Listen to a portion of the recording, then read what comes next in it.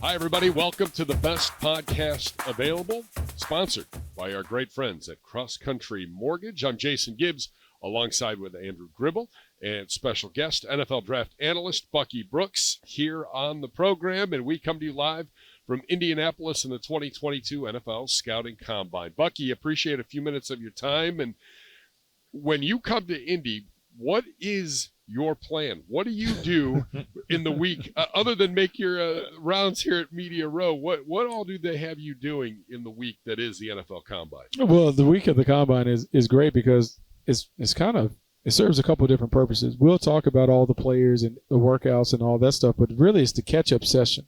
It is having the opportunity to talk to all the coaches, to kind of get a sense of what everyone is feeling about this class, what people are feeling about the new way of building teams, coming on the heels of how the team won the Super Bowl and all of that. And so because it is kind of like the convention, the annual convention of all football people, it is a great experience because you get a chance to take all this information and you're able to use it as you begin to project how the league is going to look going forward.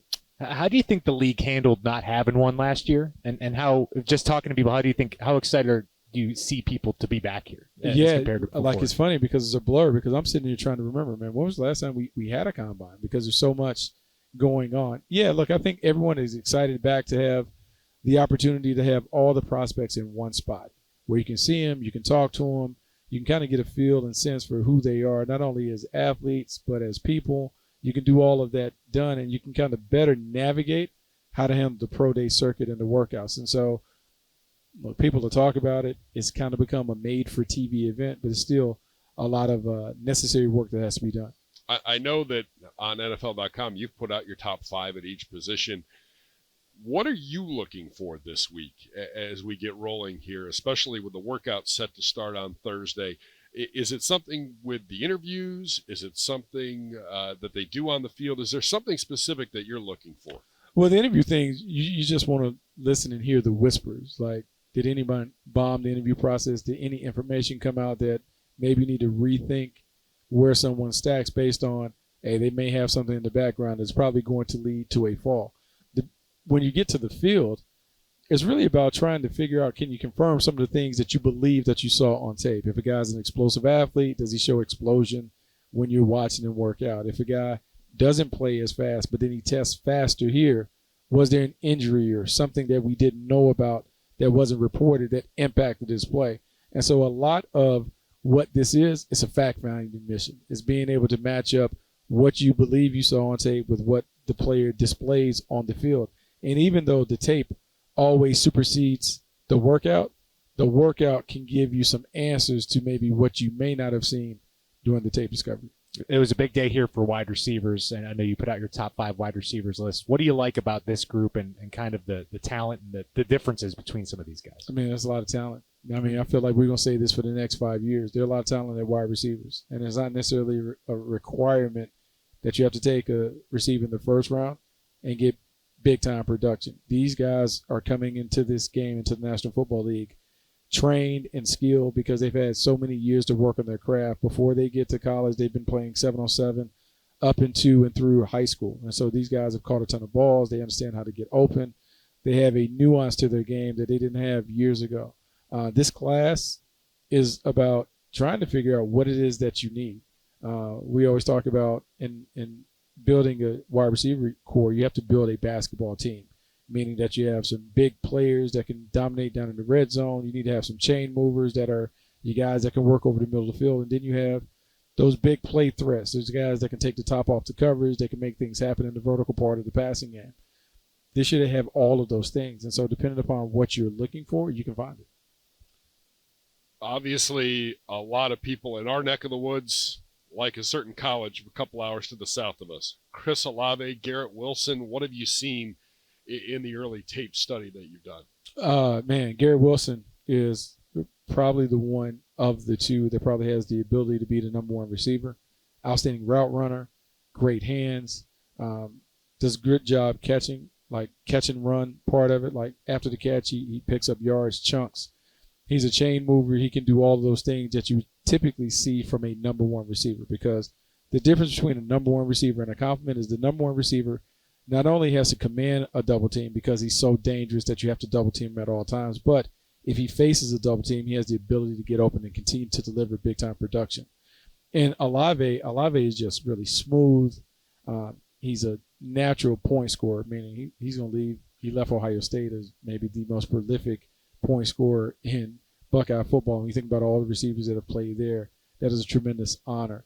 He is more of what I would call like a vertical threat, a vertical playmaker than Wilson, but both have the ability to be very, very special players in the right system, given and placed in the right roles. And both those guys are pretty different, I guess, than the other two that are getting headlines with Treylon Burks and Drake London. What do you like about them? And specifically with Burks, we heard about how big his hands were and just kind of how big of a guy he is in that position. Yeah, Burks is interesting because he is a big guy. He is big. He's physical. He does a great job of winning contested catches. He is not necessarily a refined route runner. His game isn't based in technique when it comes to how he gets in and out of his breaks and does that. He wins a lot of times because he's a better athlete than the guy that he's facing. And Drake London, you're getting a basketball player. This is a guy who was a big-time basketball player in high school. He started out his career at USC as a two-sport player. There's a lot of basketball that shows up in his game. The way that he wins 50-50 balls over DBs down the field, the way that he's able to post up in the red zone, all of those are traits that he learned from his time on the hardwood. When you're getting a player like him, he expands the strike zone for your quarterback. And so depending on your quarterback and what deficiencies he may have, sometimes you want to put a big body out there because now you can say, hey, just throw it up to him. He'll go and make you right. For a team like the Browns, though, you talked about how tempting it is that there's so much depth at the wide receiver position. You can get great players in the second and third round.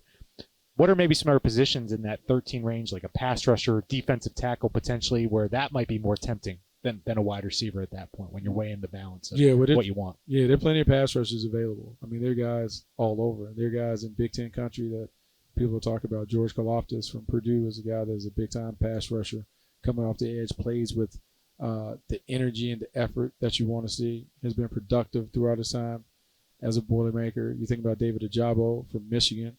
I know sometimes those guys in Ohio, down in Columbus, they talk about the school up north. But, yeah, that David Ajabo is a guy that can come off the edge. Freakish first-step quickness, snap count anticipation. He's a very interesting one. And so it's just a matter of trying to identify exactly what you want to put opposite Myles Garrett. Do you want a power player? Do you want a speed player? Depending on that, it'll kind of lead you to the pass rushing tier that you want to kind of shop from. Yeah, obviously, wide receiver, defensive end are two big areas that we're focused on. But what other areas are pretty deep in this year's draft that you've seen? The cornerback class is good. The cornerback class has a number of intriguing options where guys can come off from the college game and step onto the field and play. People will talk about Sauce Gardner, who is terrific. I mean, you just don't see guys who are long and rangy and athletic who also like to tackle, like to thump, aren't afraid to get into the mix. He's unique. Andrew Booth is another guy that is interesting in that class. I would also say offensive line, the offensive tackle class continues to impress. There are guys that are day one players right away. They'll come and make immediate contributions. And so overall, the depth in the draft are in the meat and potatoes position, but not in the sexy positions where it comes to quarterback. It's just one of those things where the Browns obviously looking for all these sorts of positions. Another one that comes up is tight end. I know that's a day three kind of group, but a lot of these day three guys really seem to kind of come in and establish themselves and have long careers. Yeah, no, they do. And I would say like more of I don't expect a tight end to go in the first round, but man, there are plenty of pass catchers that can make it happen. McBride from Colorado State is one that's interesting, and then you have a handful of other guys that have size, have athleticism, can control the middle of the field. We have seen that you don't necessarily have to invest a lot in tight ends and get a tremendous amount of value from those. I will give you one that you can keep an eye on at the East-West Shrine game. Jelani Woods from UVA, the Virginia tight end, has tremendous size, big catch radius, soft hands. He's interesting. And so there are a handful of guys that you have to keep an eye on. NFL Network provides on-location coverage of the 2022 NFL Scouting Combine Thursday through Sunday, starting at 4 o'clock. NFL analyst Bucky Brooks joins us. the combine with some new drills, some updated drills for 2022. Do you like them? Is there something that you'd still like to see included? I mean, look, they've been trying to spice up the combine for a while. There's been requests in from teams to see different drills and those things. I think all those things are fine. I think as an evaluator, you love to see guys move around. You want to see the base drills, the 40 and the broad jump and those things. And then the position drills are fine. Like they can do, however, how they move around and get over the backs and all that. Ultimately, what you want to do is you want to get kind of like a flash point of what the athleticism is. And then you want to set it up when you go back to their pro day to take them through things that are going to relate to your system. And so it'd be fun to watch these guys run around. And the more uncomfortable that the combine can make them, the better, because you want to see how guys act under duress. But it's a nice starting point for where you want to get to in the evaluation. Bucky, appreciate the time. Enjoy the weekend. Are you still coaching? I am still coaching high school ball. Still Head coaching. coach? Head coach. Head coach, Head coach. right? John Elway's alma mater, yes. All right. How are we looking? How's the off-season program? The off-season program has been fun. It's good. Like, we're just practicing. It's all OTA stuff or whatever, trying to get it all together. But, no, it's a lot of fun. Okay. It gives me, I would say, maybe even more perspective in watching these guys grow up, being able to look at high schoolers go to college and college to the pros. It's been a lot of fun. Appreciate the time. Good luck this weekend. Get some rest. Maybe some Elmo shrimp cocktail. Oh, we got to get some of that. Yeah. And enjoy the weekend. Continued success. Hey, thanks so much, guys. Thank you so much. Thanks again to NFL analyst Bucky Brooks for all of his time today breaking down the NFL Combine. It's early in the week, Ribs, so Yep. It's one of those things where, you know, we'll break down the winners and the guys who showed out next week on the best podcast available, but it's a little bit more behind the scenes right now, and like he said, it's a lot of fact-finding and trying to confirm the stuff that you think you already know about the player. Yeah, and we're still probably not going to know a ton more by this time next week. It's going to be one of those things where a player like a Drake London is not going to do much here because he's still recovering from an ankle injury. I think this, for our perspective, this is where you learn a few tidbits here and there. Like we hear about Treylon Burks and his off-season hunting activities, how he grew up hunting hogs, and you got how he has 4XL gloves. He had to get special-made gloves because his hands are so big. I mean, the ultimate humble brag for a wide receiver. I think that's something you love to hear. And then you hear about Garrett Wilson today, talking about his relationship with Baker Mayfield. They both went to Lake Travis High School in Austin, Texas. And so it's all those kind of little tidbits you put together, and really we'll start hearing what the experts are hearing, the Bucky Brooks of the world, what they're hearing behind the scenes about whether this player was elevating up the boards or that player was. And mostly it's going to have to do with how those players were interviewing and not really what they did on the field, unless it was at exceeded a level that people didn't expect. Now, some players obviously aren't working out this week because of injuries, but there are a lot of players that are not choosing to work out. Maybe more than I think we thought. When we talked to Eric Edholm, you know, this is the first in-person combine, and maybe a little bit more important to get that workout in. But a lot of players not choosing to work out this week that are healthy. Yeah, I mean, it goes back to, one, confidence in where your standing is, and two, I mean, everyone that got drafted last year didn't have to work out here. So it's kind of a standing where if those pro days, you can make that meaningful, I think that it shows that teams will take those seriously. And I think that goes into the thinking behind it. I think where it comes down to a pressure thing, it's like if you're in a tightly contested group and you want to go X positions higher than someone in your group, maybe you feel the pressure to work out. That usually always happens seemingly with the quarterbacks. I mean, that I don't know if we'll have that this year, but if you're confident and good enough and feeling like that, you saw last year, not only were there the entire draft class went without a combine, you had some of the best players in the draft last year not even play college football the previous year. So I think if you're at that level, they know NFL teams will find you no matter what you do in this process. It was an interesting article this week from Pro Football Talk and Mike Florio that could, on the horizon, especially with this event becoming a made-for-TV event and more fans coming into attendance, the need to pay people to work out here at the NFL Combine. Well, if you start losing guys that are the ones that you want people tuning in for, that could definitely become an incentive. Certainly, I wouldn't be opposed to what it would be, however nominal sure. of a number it may be. But I mean, this is big.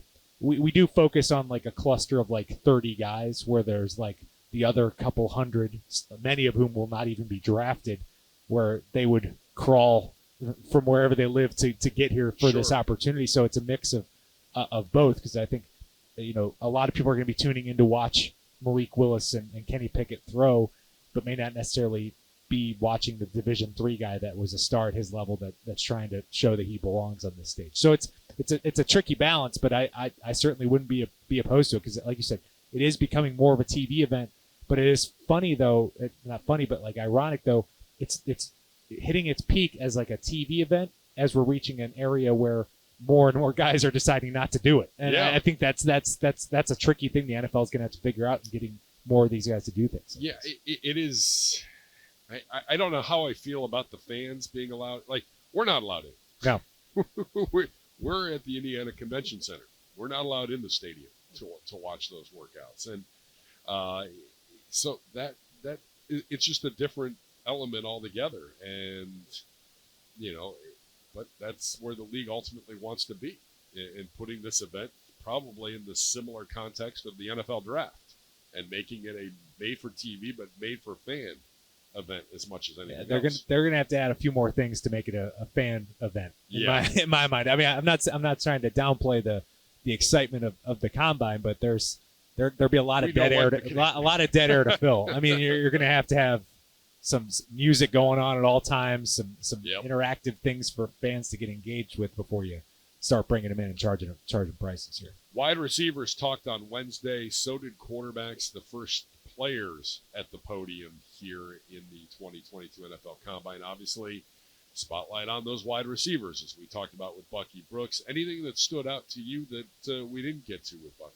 Yeah, I mean, I think that it's one of those things where we keep hearing it over and over again. With these four guys, it's like you can't go wrong with any of them, which is a really good place for the Browns to be if they want to choose a wide receiver at number 13. And, Bucky touched on it. You're trying to build a basketball team, and you want to have different skill sets for different guys. And I don't know, when I hear that, I don't know what that means toward the Browns, because I think there are multiple areas of need at that position. I mean, I think you've got two young guys with Donovan Peoples-Jones and Anthony Schwartz. Anthony Schwartz is obviously a gifted, fast player, and I think Donovan Peoples-Jones is well-rounded, very reliable. And then if Jarvis Landry's coming back, you've got a great veteran in that room as well.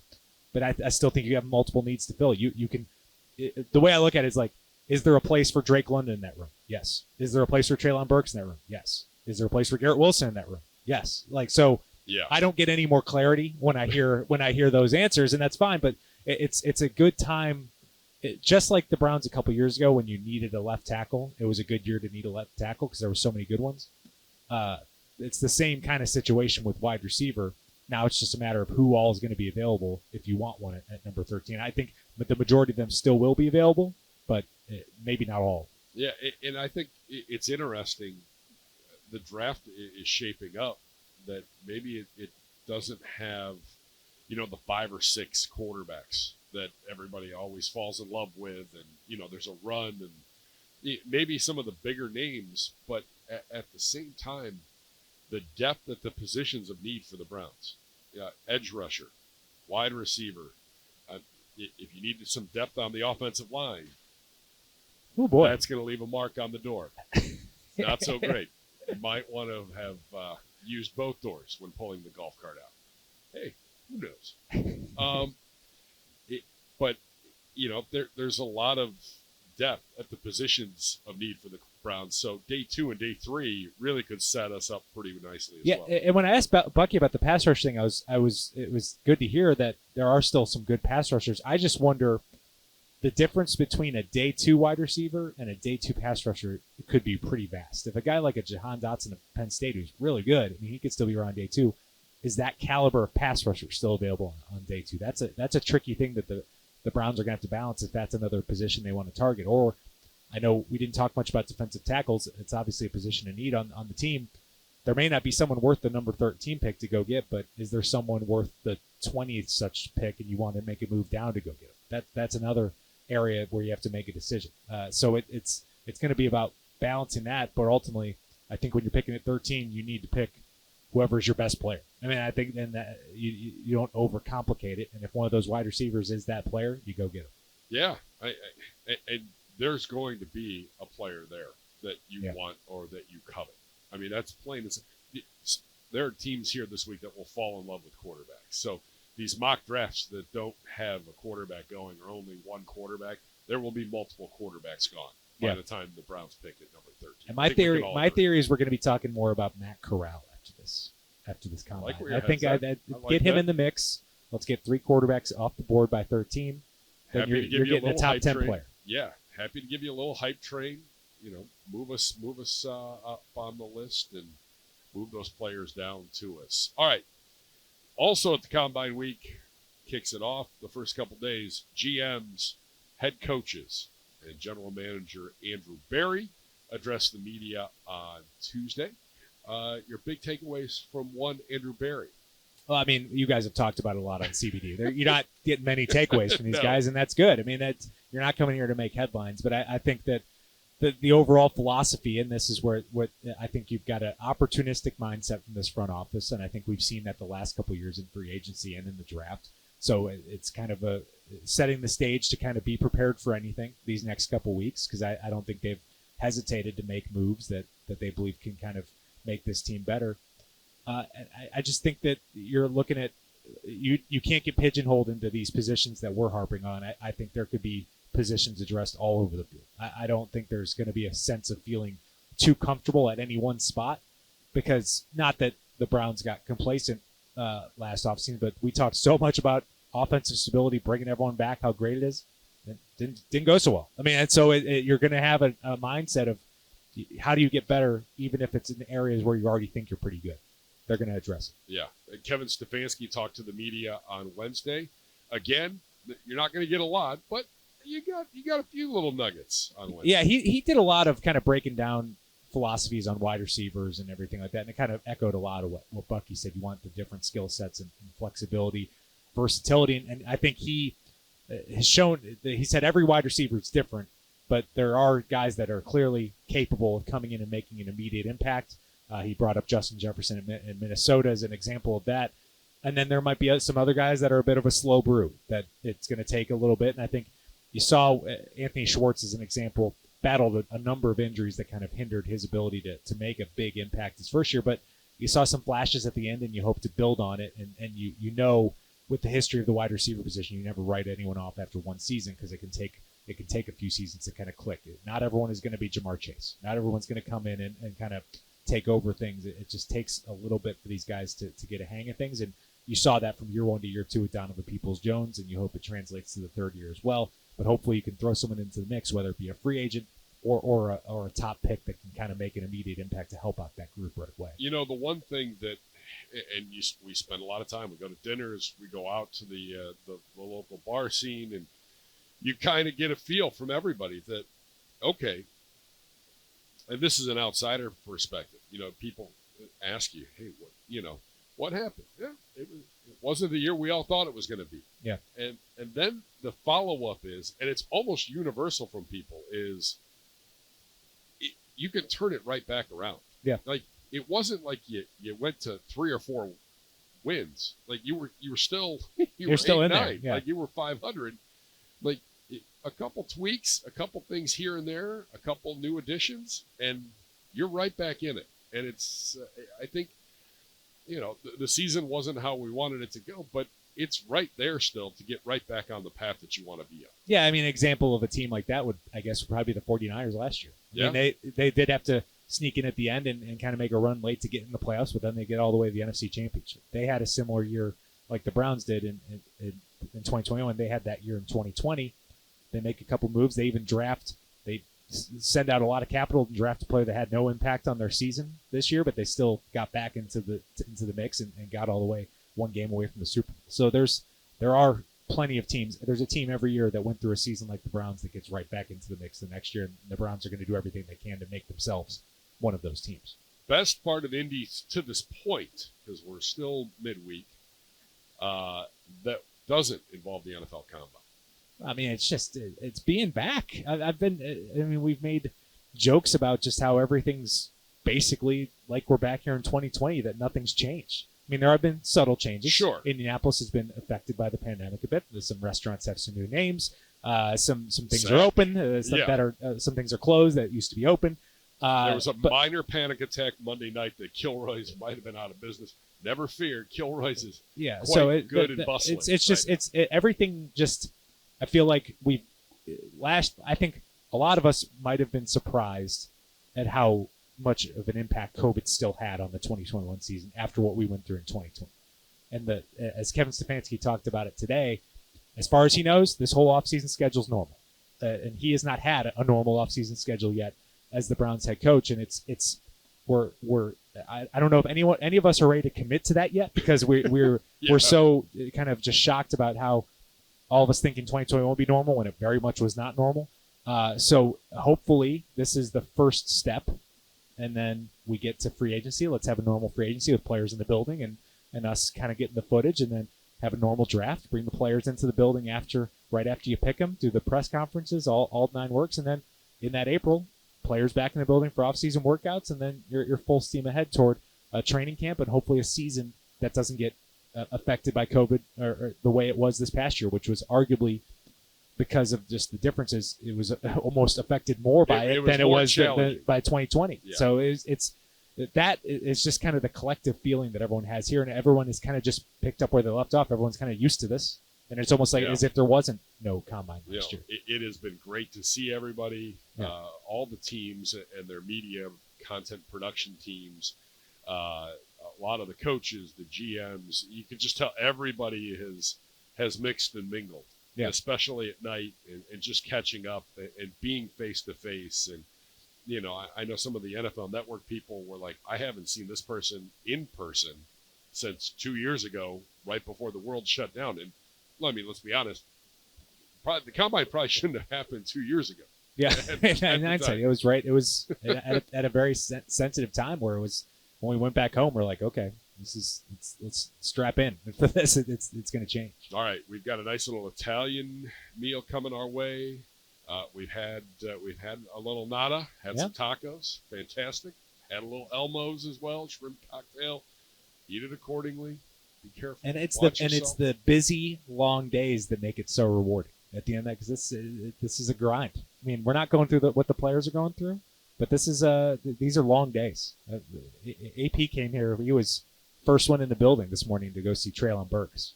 8 a.m. Overachiever. Well 8 a.m. I mean, I can't say I was here for that moment, but I came in shortly thereafter. So, but he was the first one in the building. He made sure he was going to be here. So we had the coverage ready to go, and we'll be back at it again 8 a.m. tomorrow. Yep, we will be churning out content for the rest of the week here from the NFL Combine. Everybody doing a great job, from our video crew to our writers, Mr. Anthony. Sean on the digital side, getting his first taste of the combine. We may never get him to leave. Just kind of depends how things go here over the next 48 hours.